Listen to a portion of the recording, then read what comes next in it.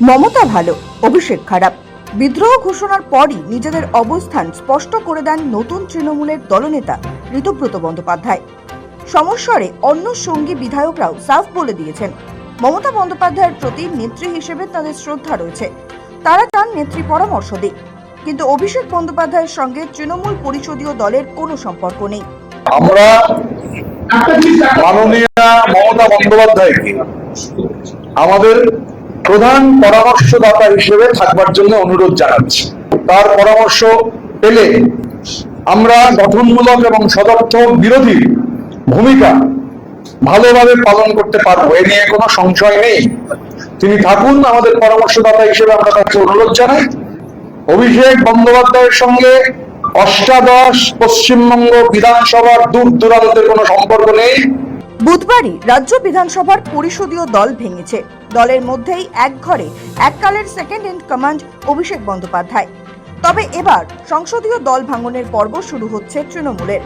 12 জন সাংসদের দল ভাঙার প্রস্তুতি প্রায় চূড়ান্ত, আর জানা গিয়েছে এবার সেই তালিকা আরো দীর্ঘ হচ্ছে। সূত্র বলছে তাদের মধ্যে অন্তত 3 থেকে 4 জন তৃণমূল শীর্ষ নেতৃত্বের ঘনিষ্ঠদের মধ্যে রয়েছেন। খুব শীঘ্রই সংসদে শুরু হতে চলেছে বাদল অধিবেশন। তাৎপর্যপূর্ণভাবে তার আগে সম্ভবত আগামী সপ্তাহে তৃণমূলের সংসদীয় ঘরে হতে চলেছে অপারেশন। সূত্র বলছে এবার লোকসভার দলনেতা হিসেবে অভিষেক বন্দ্যোপাধ্যায়ের বিরুদ্ধে অনাস্থা প্রকাশ সময়ের অপেক্ষা। সব মিলিয়ে নজরে তৃণমূলের সংসদীয় টিম। সূত্র বলছে দলীয় নেতৃত্বের সঙ্গে যোগাযোগ রাখছেন না একাধিক সাংসদ। শোনা যাচ্ছে নজরে রয়েছেন বিদ্রোহী সাংসদ কাকলি ঘোষ দস্তিদার।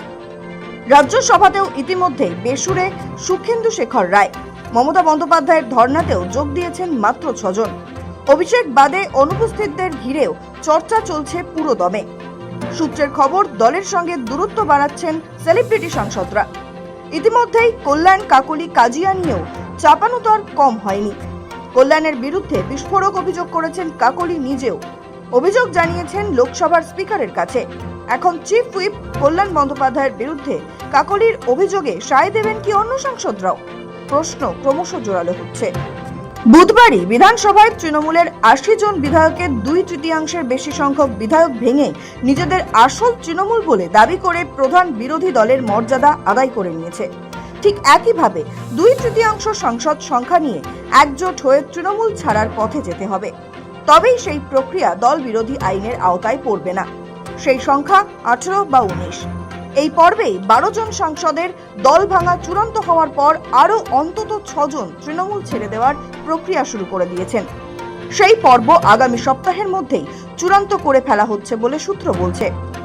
তবে সুরক্ষার স্বার্থে এখনই প্রত্যেকের নাম সামনে আনতে চাইছে না সেই নতুন ব্লক।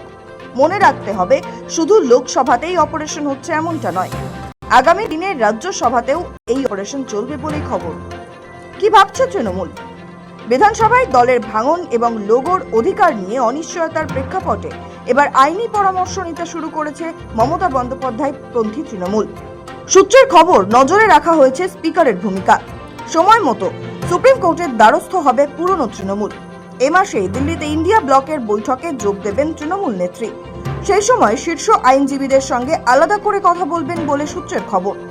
এক্ষেত্রে মহারাষ্ট্রে শিবসেনা এবং এনসিপির লোগো এবং নেতৃত্বের সংঘাতের মামলা নির্ণায়ক ভূমিকা নেবে নিঃসন্দেহে।